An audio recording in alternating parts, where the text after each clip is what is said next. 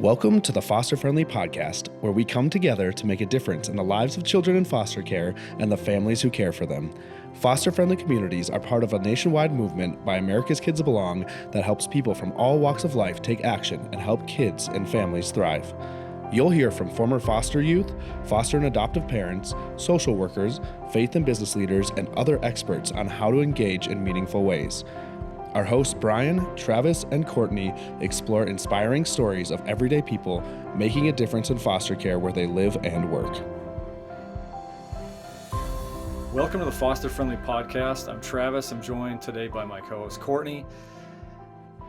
We can't all foster, but we can all do something. And today we're going to hear about an amazing organization allowing people to step up and make a big difference in their communities. Yeah, so Kim Swilpa is an adoptive mom and had a child from foster care in her childcare facility and watched the difficulties that he faced. And so today she's the executive director of the New Jersey Angels. Welcome, Kim. Thank you. Thank you for having me.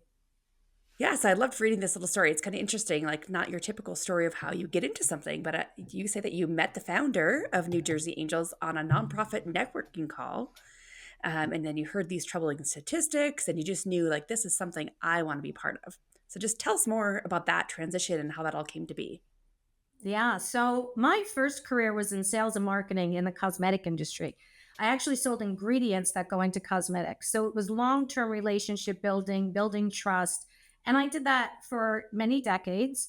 And then I opened a childcare facility, and I did that with the caregiver of my children. She had a childcare facility in her home, and we opened it together, a licensed facility in our town. And it was during that I first met a child who had been in foster care, and it was really difficult. I saw the change in him as that was going on. But we can get back to that later. But once that child, so after I opened the child care facility with her, I realized that really wasn't my passion. So I sold the business to her, and she is still doing it 30 years later, which that's very difficult work. So she still has a very strong passion for that. And I was on a nonprofit networking call, and I was going back to school to be a social worker. And I started a nonprofit at the time for elephants in Sri Lanka, which they do need help. There's a lot of human elephant, conflict in Sri Lanka. But everybody would get on this nonprofit call and would say what we did. And Cheryl Oliver, who is the founder of this chapter, would get on and she would say, 2/3 of children who age out wind up homeless, incarcerated, all of the societal ills that come from foster care. And I thought, I really want to be a part of this. So as I was going back to school, I noticed they had a part-time case manager position available. So I called Cheryl right away. I said, do you remember me? Would you hire me for this position? And I didn't have social work experience, but I had relationship experience. And that's what it's about, is building that relationship. So I had that experience and I said, hey, look, give me an opportunity to do this. It would be great. So I got to spend my first year with the New Jersey Angels on the ground with the families, with the children and youth who are experiencing foster care. So it was really just a great opportunity to see what they go through, how hard this work is, and how our organization is making an impact with them. I did that for a year. And then as our organization is starting to grow, we're only 4 years in New Jersey. We're part of a national organization. And we were able to hire an executive director. So I applied for that position. And with the skill set I had from being in sales all those years and owning a business, it was a great opportunity to put all my skills together for this amazing cause. I love coming to work every day. I truly do. Mm-hmm. Oh. What a fun background. I mean, elephants to cosmetics I know, to right? children. Wow. Yeah, you've done it all. You've done a lot of stuff. Yeah, lots of changes, Everyone's got to, take that opportunity to do something new, Yeah, and I imagine too, it's fascinating to bring, this lens of these different realms and experiences, marketing, the profit sector, bring that into the space where you're really, what we're marketing here is this need that's largely invisible. Foster care is the space for most Americans that's just like either don't know anything about it or don't understand, really what's going on there. So it's part of the point of this podcast is to be really the space to help illuminate that space for everyone. And yeah. Someone once said that for some people, even the light at the end of the tunnel is an oncoming train. I can't help but think that the experience of kids who've been in foster care long term, it just feels like it's this compounding set of challenges that, it's the next turn and bend of another calamity or catastrophe. And each of us knows the challenges that face youth in foster care, and especially those who do age out. We see higher risks of homelessness, incarceration, unemployment, limited access to education, and just on and on. New Jersey Angels exist to help make lasting change in these outcomes. Kim, tell us more about the Dare to Dream program and kind of what you're doing in that space with aging out. Yeah. So our Dare to Dream program, what we do is we match a volunteer who we train and we match them with a youth from the ages of 11 to 22. And we start to empower them and prepare them for the aging out process. What is that going to look like? Because we believe foster care is an experience, not an identity. And we want them to really get that self confidence that what do I want to do after this? What does it look like? A life beyond this? So what we do is we go through milestones with the youth, whether it's helping them get a driver's license, whether it's a bank account, teaching them about healthy eating habits, different things that they may not have had the opportunity to learn about because of either moving around or not having a consistent adult in their life. So that's what these mentors do. They are a consistent adult in this child's life. And I could give you a story. Recently, we had someone, one of our mentors, he's on 2 years with a child, or 2 years he's been with him. And that child has been in 3 different homes. And that mentor has followed this child to every home. He is that consistent adult that shows up for him. And no matter what's going on, the child's been getting into trouble. He's obviously has a lot of trauma. And now he is actually in a group, a residential facility. And that mentor is still with him. And he just got connected with him the other day. And the youth was so excited to hear from him because he sees him. He knows that there's a person that cares where he is, what he's doing. And it's just so wonderful to see that connection continue to happen. Because sometimes that's what they need. They need to know they're loved and seen and heard. Right. And that follow through is just so important, moving from place to place to have somebody. I'm curious, what does the commitment look like from a mentor? So they have to commit to at least a year. And we hope it goes on, forever. That's the ultimate goal for them to just be a part of their lives, whatever that looks like. But it's at least twice a month for a year commitment. It takes time to get to know kids. You know what I mean? Like, they're not just going to open up right away. Right. So we talk a lot about that. Like the first couple of months, it's like it's awkward. It could be a little bit awkward.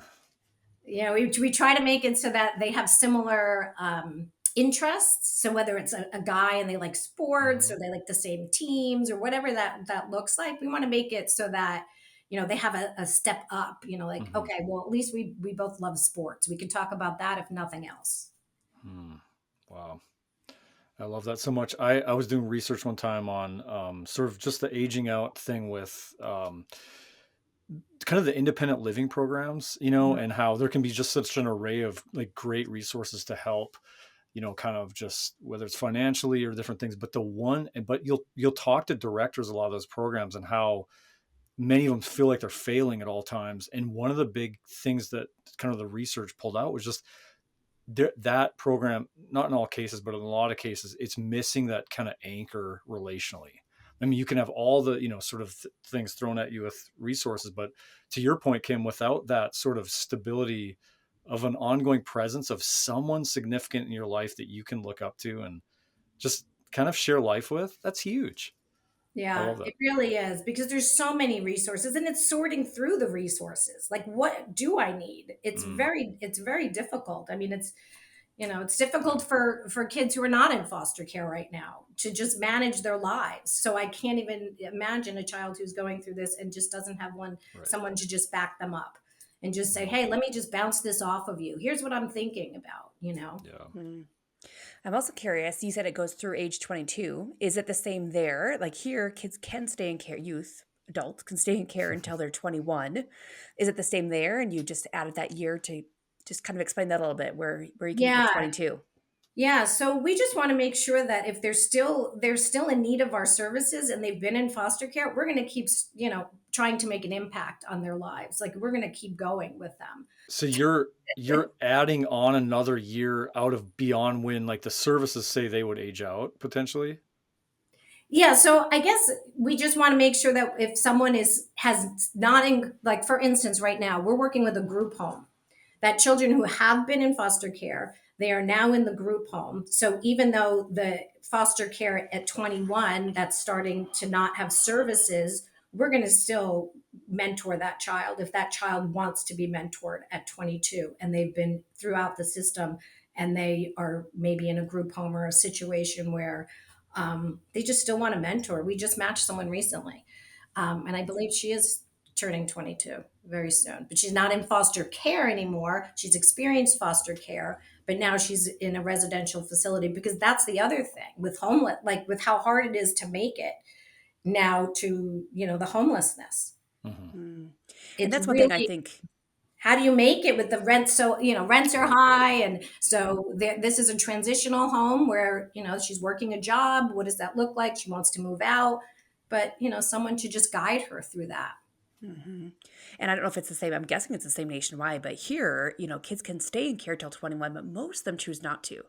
But the fact that they might choose not to and want to do this alone, but then be able to have a mentor, I could see them choosing that even if they choose not to be in care. So, what an opportunity to still be pouring into them and supporting them in these hard transitional things of adulthood, even if they're not still living in a foster care home. Exactly, exactly. Because we just did a resource fair and it was children who were about to age out.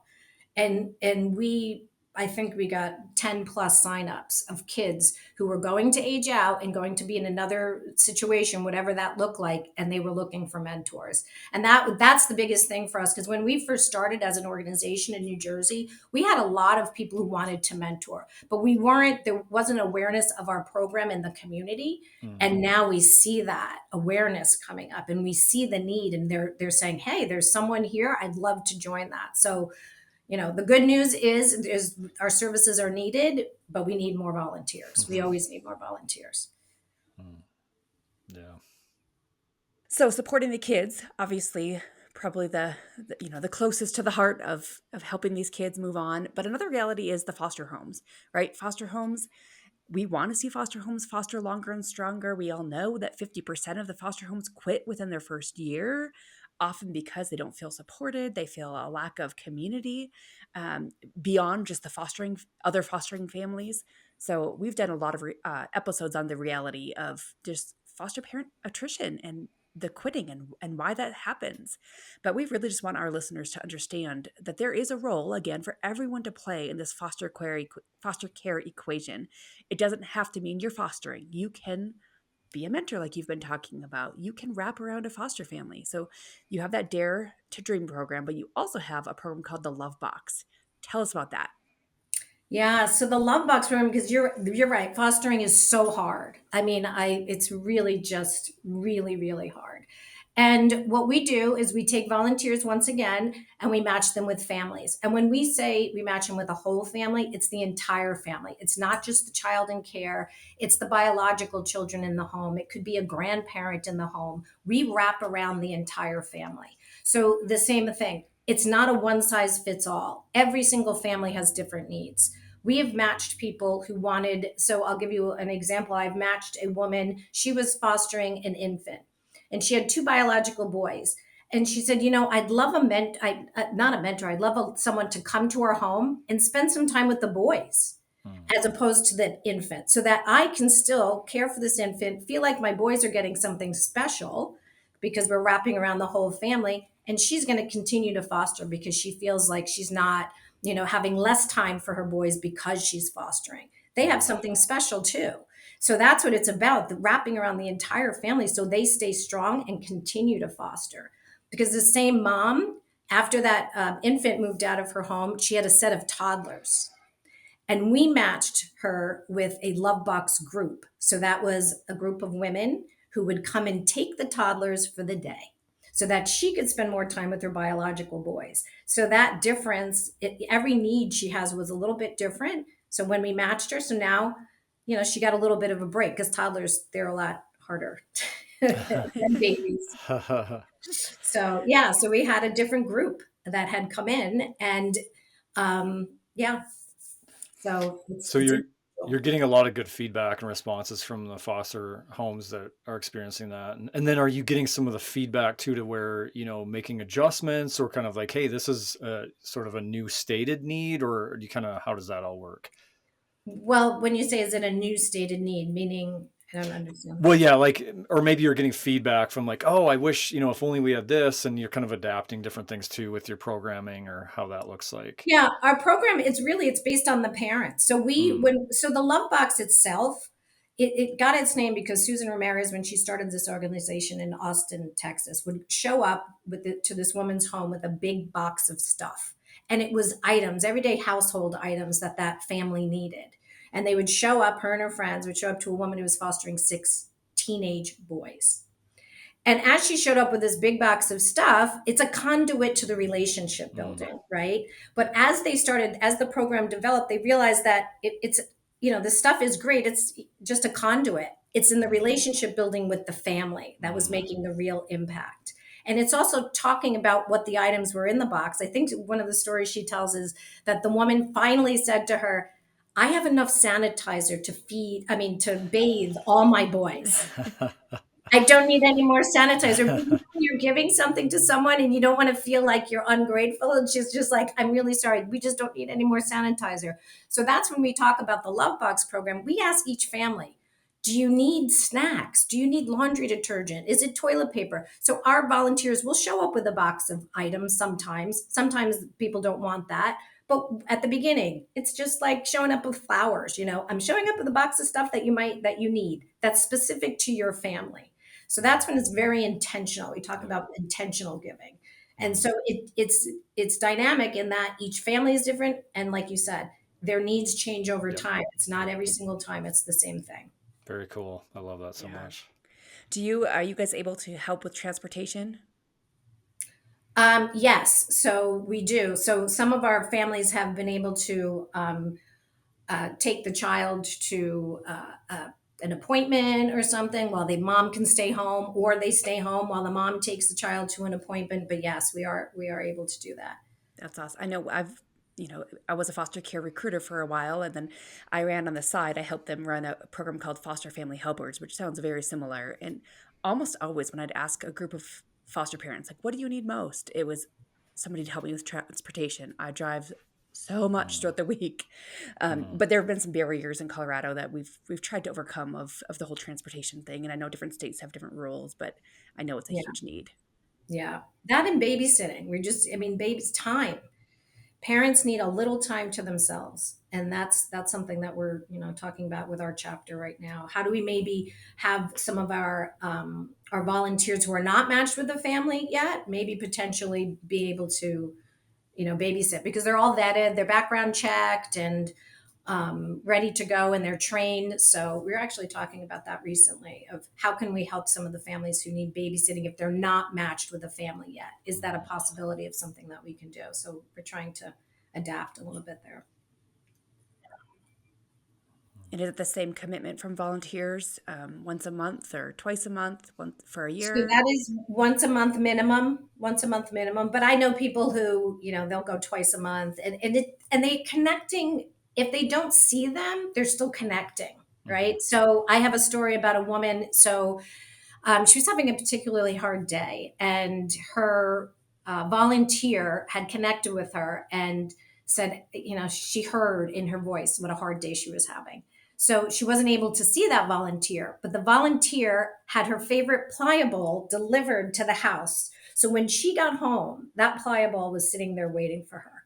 And it's that little moment of someone cares, someone's mhm, hearing me, someone heard how bad my day was, someone knows my favorite pliable. Because caregivers don't ask for anything. mhm. So we have to be really cognizant about listening, and just hearing what they're saying, hearing when they talk about things, and sort of in anticipating what they might need, because they don't always ask. That's, I think, one of the hardest things, is that trying to they just don't want to ask specifically. So we really got to pull it out of them sometimes. you Yeah, know. we've talked about that on the podcast. Just, if you are a caregiver, the need to learn to ask and how important that is in self-care and being able to kind of give other people an opportunity to serve you. I mean, you can't last and you can't do it in a healthy way over time if you can't be poured into too. So it's important. Absolutely. Yep. Absolutely. One of my biggest, when I was case managing, one of my most proud moments was when one of my moms, foster moms, she said, "I'm taking your advice. I'm reaching out to my angels." And I was so proud of her. She's like, "You're right. Right. I need to ask." And we're like, Yeah. "Yes, that's why we're Yeah. here." It was a little Yeah. celebratory. Good words. Yeah. Well, Kim, how would you finish the sentence? What kids in foster care really need is? A sense of normalcy. A sense of normalcy. I see too many kids when you talk about children and they're moving or they're doing this, they don't get the normal childhood experience. It's a sense of normalcy. We hope is that by supporting a family, a child might stay in that family for a longer period of time so they can do things like be part of a sports team, join the theater club, whatever that may be, because half the time, they don't know sometimes if they're going to be there for how long. So just having that normalcy that I know when I come home that this is going to be my home today, that I'm not on edge worrying. So that sense of normalcy is missing. And that really hurts my heart, It to does. think Yeah. about Our latest placement, just last week, we were having a little meeting, and she told me, she said, I'm just tired of my teachers treating me differently. And I said, well, what do you mean? And she said, well, ever since I came into care, and they all know they're treating me differently. And I said, well, they not badly, right? And she's like, no, they're like giving me too much attention. Like they know that I'm in care. And so she said, I just want them to treat me like the same person I was 2 weeks ago. It that. was just so sweet. And then I said to her, I said, do you feel comfortable telling them that? And she said, no. I said, would you like me to send them an email and just kind of maybe lay that out for them? And she's like, yes, please.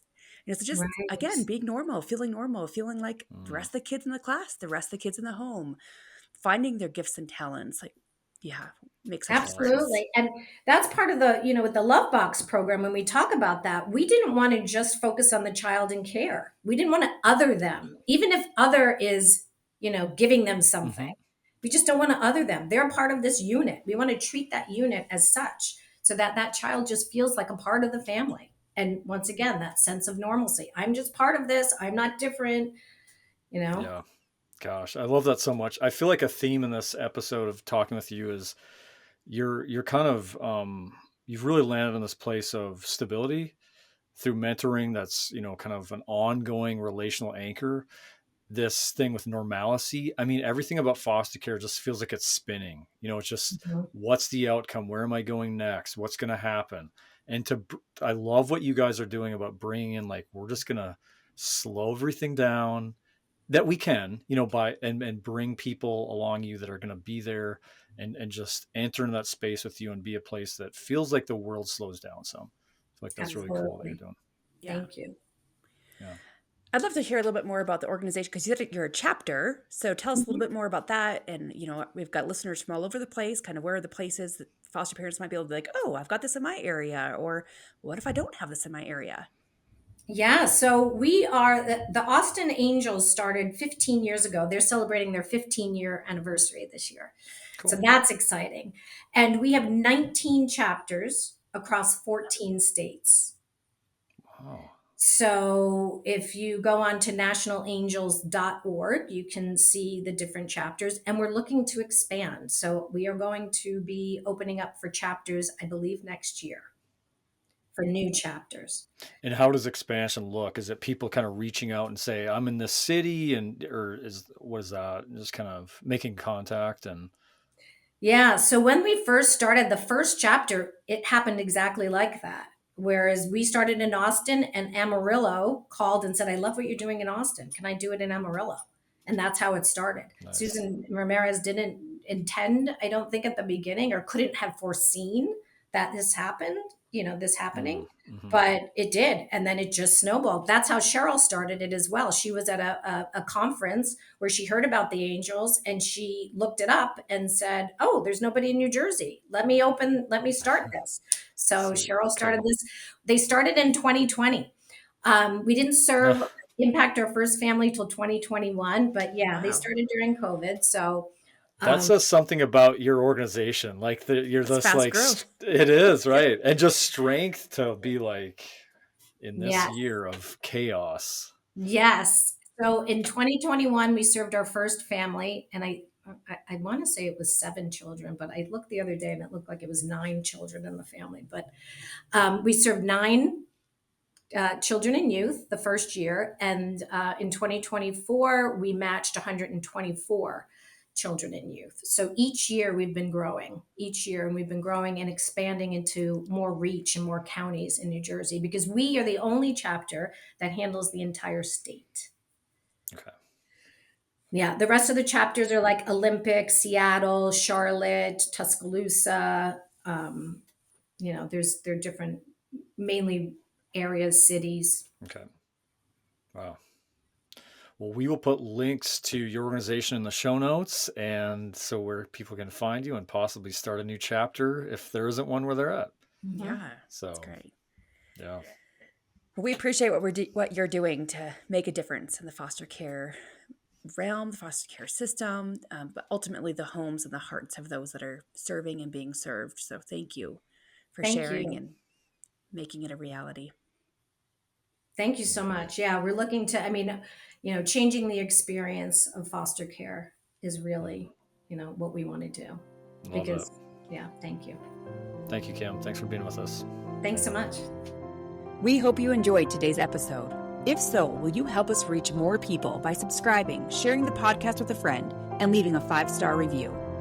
If you've been inspired by what you've heard today and want to learn more of how you can make a difference for kids in foster care and the foster families where you live, visit americaskidsbelong.org.